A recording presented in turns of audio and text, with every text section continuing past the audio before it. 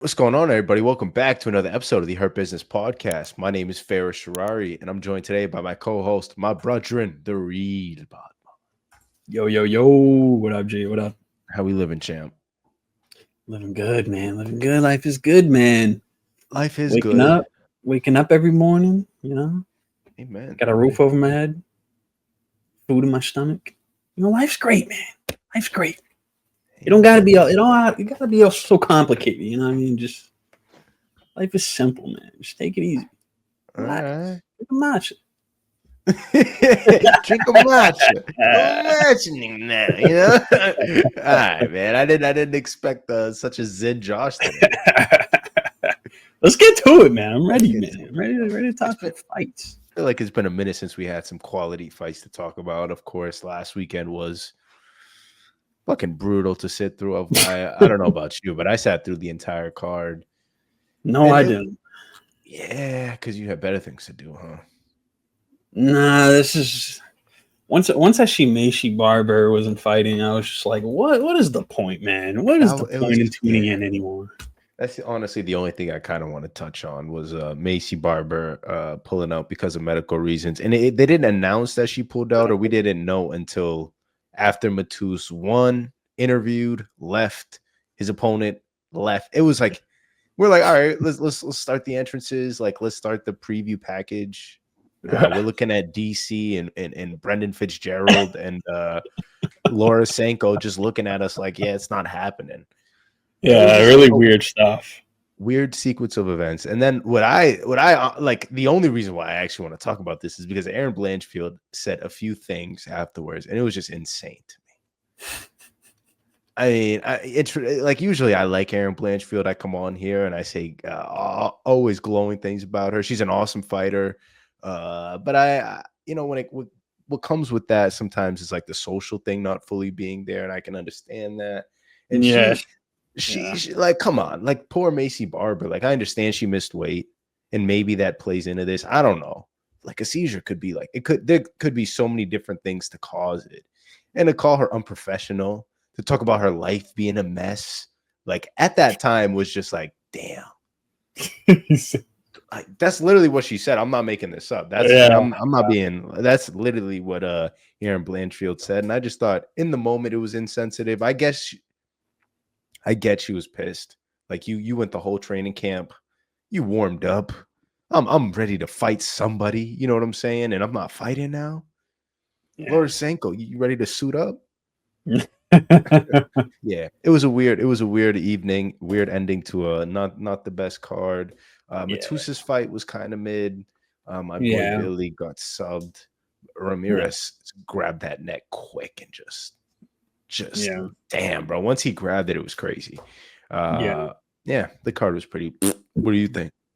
Yeah, I mean, just on the whole Maycee Barber, Erin Blanchfield thing. I mean, Maycee has been known to be a weight bully, and she is, like, let's be real, she's just way too fucking big for this division, in my opinion. And 8 pounds is very unprofessional. I mean, there's just no way around it. Like, 8 pounds is ridiculous. Like, you're basically in like a completely different weight class. And I always said, man, I'm always an advocate for people, like, fighting where they're comfortable at. But dude, like, if you can't make the weight, just fight in your weight class, like your normal weight class. And I understand, like, it's like difficult sometimes to kind of make that transition, especially having so much success in this weight class.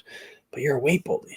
Like, stay in your lane and you'll be fine. Like, I don't know, a bit easier said than done, but like, I don't know, man. When you show up on the scale 8 pounds heavy, it's like, whoa. That's a lot.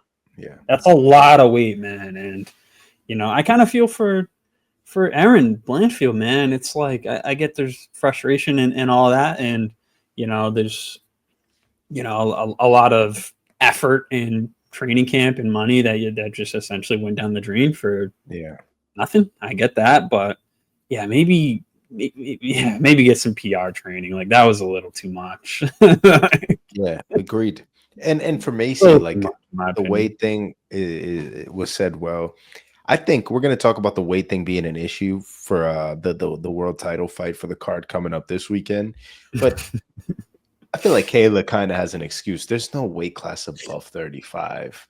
Maycee, it's like you literally like go like You need to be fighting there. Yeah. Yeah, I understand it's like a big difference, 10 pounds, yes, but like that's the natural move. Yeah. You don't continue cutting off a limb to make weight. Yeah, but you know why they do it? They do it to be weight bullies. It's the only reason why they do it. Yeah.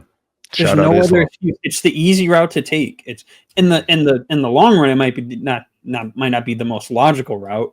You know, you're basically killing your body to make the weight, but it's like, what the fuck? Like, just fighting your like, don't kill yourself over this. Like, make it simple for yourself. Like, if it was only that easy.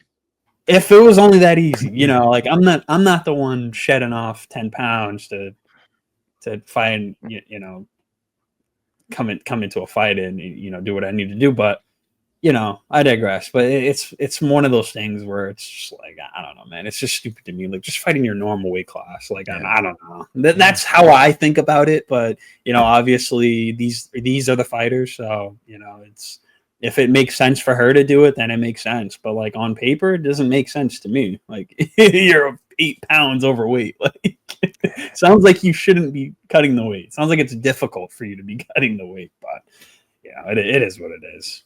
You know.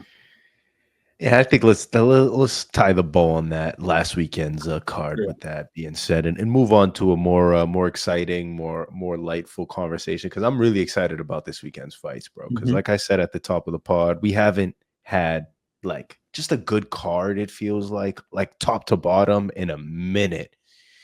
And so we're back, baby. Suga Sean is back in that title shot. He's facing the champion Merab Dvalishvili, UFC 316 in Jersey, and a lot of changes. Let's start at the top, obviously, as we always do. Suga Sean, Merab, a lot of changes in the Sean camp. I don't know if you've been keeping up with the media this week, kind of seeing the vlogs, the podcast. It's been a lot, and it's been interesting to see like the evolution of Suga Sean and kind of how he presents himself today in 2025 is very different than he did last year and definitely the years prior. And he's facing this fucking Izzy. Huh? He's training with Izzy. Yeah. DJ. Yeah. I mean, cool. not a couple bad people to have in your corner, you know. Yeah. It's pretty cool. The Izzy one was really nice, and they had a good podcast together. And then DJ, they also had another good podcast together. I've enjoyed this version of Sean, if I'm being honest. It's a lot more matured. It's less like, I don't know. He obviously said he's kind of on social media, jacking off. What else he said? Just a bunch of like kind of the cancerous things. He's having people run his social medias. He's staying away from alcohol with no smoking weed. And I'm like, respect. You know, that's a tough one as a fella, you know. He's taking it serious. I mean, after that last fight, it's kind of hard to not take this one serious. You know what I mean? This is an opportunity to get your belt back. Like essentially, this is your opportunity to get back into the win column. You know, for things get real shaky because you're only getting older, and these guys are still dangerous, man. But Sean O'Malley's still dangerous too, man. So. You know, he has a very good chance in this fight, but yeah, I'm excited about this one, man. Like that last one was just a little too.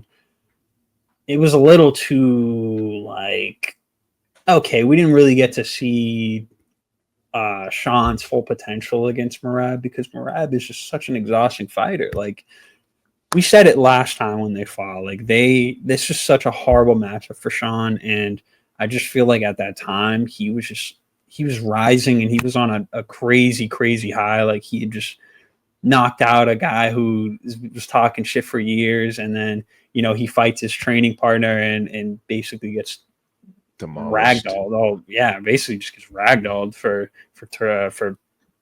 5 rounds in a row.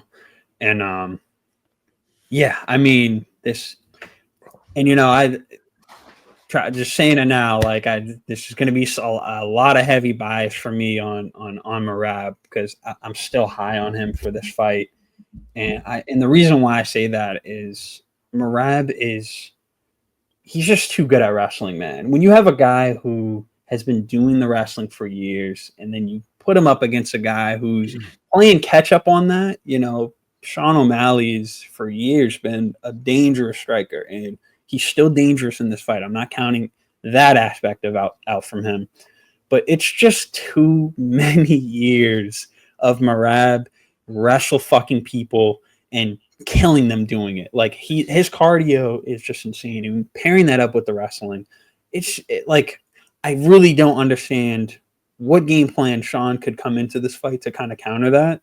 And the only thing I can really think of is striking, like staying the distance and trying to keep this guy away from him. But it's just too dangerous of a matchup for him. Like Merab has way too much time in a 5-round fight. He just has way too much time to get his hands on Sean O'Malley. And once he does, I don't see how Sean from last time they fought is going to change. Like, I don't see his takedown defense being any better than it was last time. Maybe it's gotten a little better, but Merab is, bro, what he did against Umar's, bro, like, yeah, like that guy. yeah, real 100%. Yeah, that Umar fight got to be Merab's best performance of his career. Yeah, yeah, that's my favorite Merab fight by far. But I mean, yeah, I agree with everything. I mean, you're saying a lot of good points. It sounds like you're headed towards a Merab pick. That's what I'm saying. I'm not trying to be biased because I love Sean O'Malley. I think he's great, but Merab is just a horrible matchup for him, man. Yeah, that's a good point. He is stylistically. Bro, he can get 6 to 10 takedowns around, bro. Can Sean keep up with that again? That's what I'm thinking. That's where I'm coming from with this, because like Merab is not going to sit there and strike with him, bro. Yeah, Merab does this thing where like he mixes in the wrestling. He'll make you think he's striking with you, and then he's like on your ankle, dipping you on your face. Yeah, stylistically, I agree. Merab is the most disgusting matchup for a guy like Sean. He's the most difficult one. But like they've spent 25 minutes together, right? They both had that experience, right? So Sean has felt the best version of him. And I know you've heard like the whole rib and injury Sean had going into it. So like I hate to do the whole excuse thing and pull the injury, you know, but like part of me has to think that must have played a part in Merab making Sean look so easy all 5 of those rounds. Like it couldn't have not been a difference. And Sean did the surgery, and it's also been like almost 2 years since their first fight, and Sean hasn't fought anybody since. Yeah. And that's the thing that scares me too. Like Merab has been active, and I mean, he's only fought Umar. Like I mean, it is more active than for sure. Yeah, you're right. It is. That's the thing that just doesn't sit right with me, man. It's like, I don't know. Like, I don't think he's just earned a rematch for me, man. Especially after that last fight with him, and the fact that he just had all this time off. I don't think he gets the rematch, bro. Bro, we're past we're past that part. We just have to. We are, like they're fighting, but like I'm stating it because like we're talking about it. But like, in pairing that with like the fact that like Merab, like he just really didn't give Merab like enough for me to be like, okay, Merab's got to look out for this and that. Like Sean didn't show anything, and maybe he will show something in this fight, but I'm going off base of what happened last fight, and he just didn't give Merab any respect. Like, and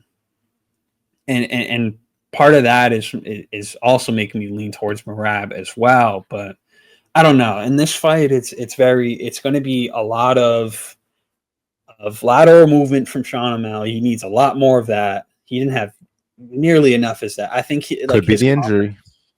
Could have been the injury, like you said, but I just think like his confidence was through the roof, and I think that'll be a big factor going into this fight. Is, you know, not saying that overconfidence is bad, but it can be like it can have a negative effect in you in a fight, like especially if you're overconfident against a guy who's just going to get in your face and wrestle fuck you. That's not good, because you're just thinking, all right, I can just knock this guy out at any moment. I'll take a round or two off. I'll knock this guy out in the fourth. And then you're in the fifth and you're like, shit, I'm down 4 rounds. Yeah. And maybe that's not what Sean O'Malley's thinking, but that's certainly what the fight looked like. It looked like he was waiting for that shot to come out. Yeah. And I think we'll see a lot more, like I said, a lot more activity out of Sean in this fight. And he's going to have to do that, bro, because Merab is not going to get off. Bro, Merab has the best cardio I've ever seen. Yeah, he might best cardio I've ever seen. Yeah, it might be all time. It might be all time scale. And if Sean has a game plan where he could, evade, stay on the outside circle of, just have awesome takedown defense, have great timing, lands a shot. Bro, Merab gets hurt every single one of his fights. I know that his last one made him look like a superhero because he looked awesome. He broke some shit, right? I mean, he looked like a superhero in that last one. He looked invincible against Umar. But like Henry Cejudo cracked him. I feel like everybody's forgetting that. Henry Cejudo had him dizzy. The guy before that had him seeing stars. And he knocked himself out in one fight, falling on his own head. And I think Merab is a silly duck, and he's like the funnest version of the silly duck, and he's so talented. And Merab's a character that we'll never be able to implement. Like, we'll never be able to replicate this guy again. Yeah. And he's on an insane run. I think they said 12-fight win streak if he wins this one, and he's on a list with only Hall of Famers. And it's elite waters. But I think the casual kind of popular vote is definitely going to be in the side of Suga Sean, although he is a massive underdog heading into the fight. Yeah, I feel like the world kind of wants to see him win. Yeah, I think a lot. Yeah, I think Sean is he's a people's champ. Like, he really represents being a champion well, and his personality just suits it really well.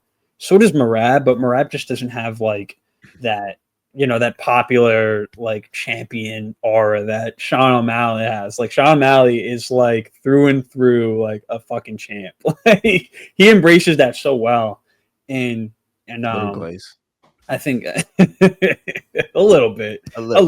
It sounds part of me really likes the guy, man.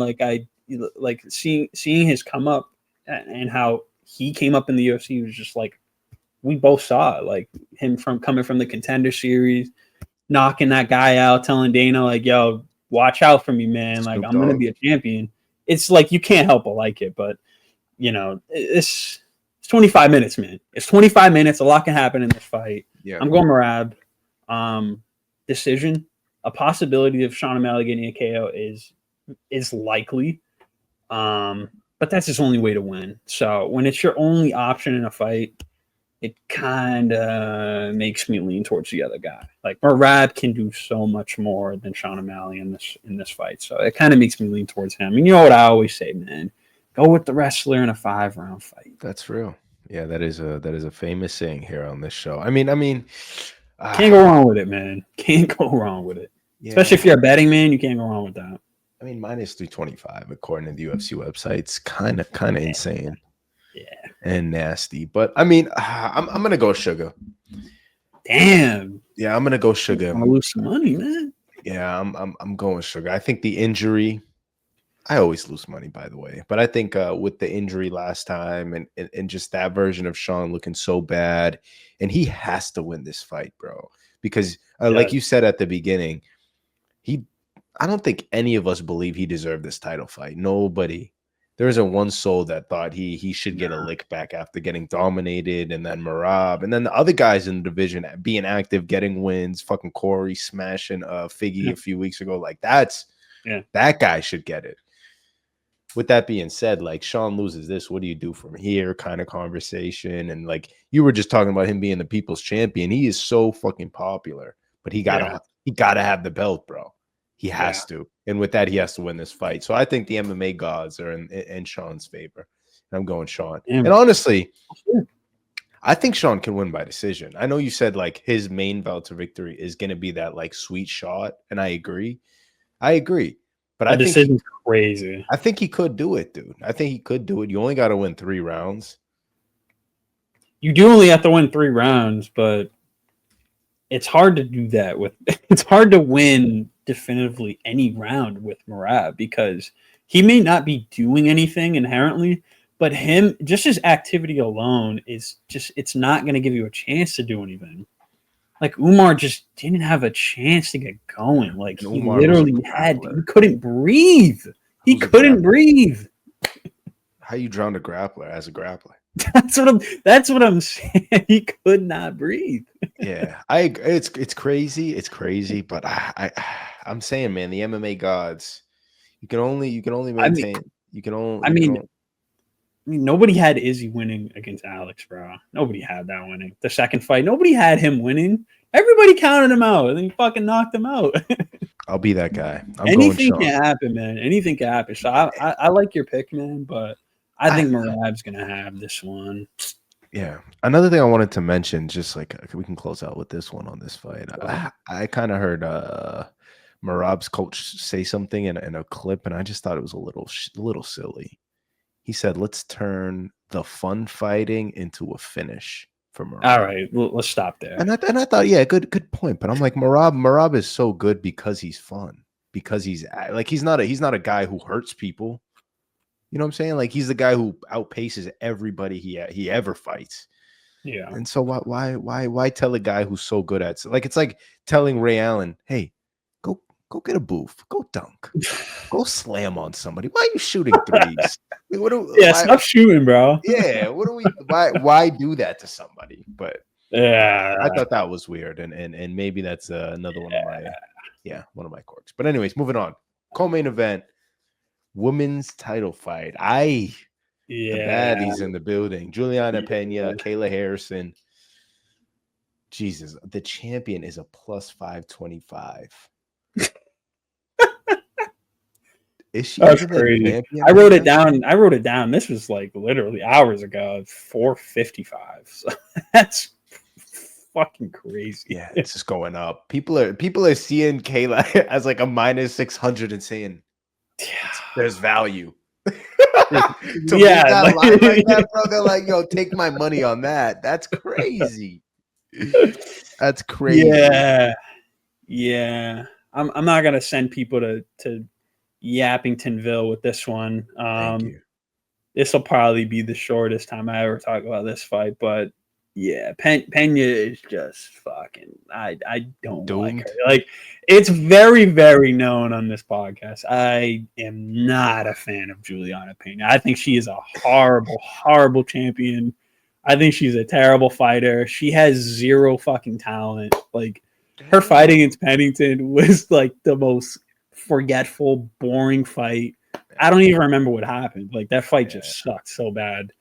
And before you continue, can you tell us your favorite thing and your least favorite thing about Juliana? Start with your least favorite. My least favorite thing is her attitude. She just fucking sucks. Like, her attitude is terrible.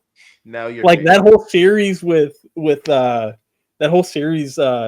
that lead up with fucking Amanda Nunes was just like, bro, like, you fucking suck. Like, you suck as a champion. Like, you're not a good fighter. And on top of that, you're not even like a good champion. Like, you're the worst possible person for this to run this division. You're the worst person to run it. Damn, it's smoke with Juliana. I was not aware. Oh man. And I feel like I'm just not even alone in this. I'm just preaching to the crowd at this point. Can you tell us your favorite thing about Juliana, please? I don't have a favorite thing about her, bro. You got to. I'm being bro. You think she a baddie a little bit, don't you? Come on. All right, you got us. Something, bro. What you like her hair? What you like? She's kind of tough. You want to know what I like about her? I love the fact that she's not going to get belted this weekend. That belt is not going around her waist. I love that about her. I love the fact that she's stepping down as champion this weekend. God damn. I love that about her. No, Bo, that's some hating shit right there. How I ask you for a positive and you turn it to a negative, twin. That's crazy. It was positive, bro. I love that she's stepping down as champion. She's putting the rightful heir to the throne. Right. But anyway, you got Kayla. This one, because this fight is probably going to go. This talk is probably going longer than what this fight is going to be.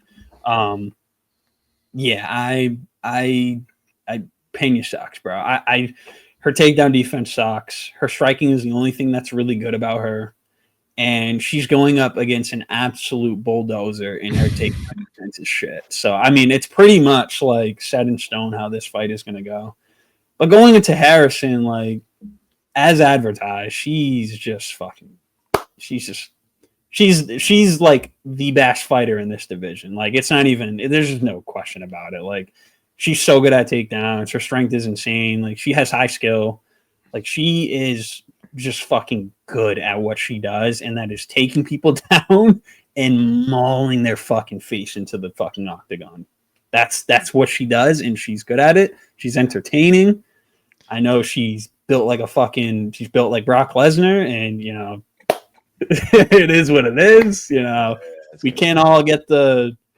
I'm not gonna get into that. We're not anyway. Anyway. Okay, is it my turn? Can I say something now? You should keep passing back to me. You done?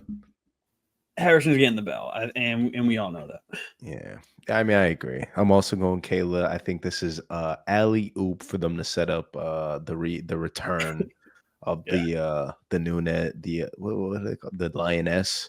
Yeah, they're gonna set that one up next 1,000,000%. Juliana is just kind of like a speed bump right here, and I'm honestly your least favorite thing about her attitude and her mouth is probably my favorite thing about her, bro. I find her pretty entertaining. I like that she talks shit, bro, because I'd rather that than the person. I'm here to respect my opponent. I don't want to say I'd rather what Juliana does than that. But her shit it's not even that. Her shit talk sucks. But like I'd rather weak shit talk than no shit talk.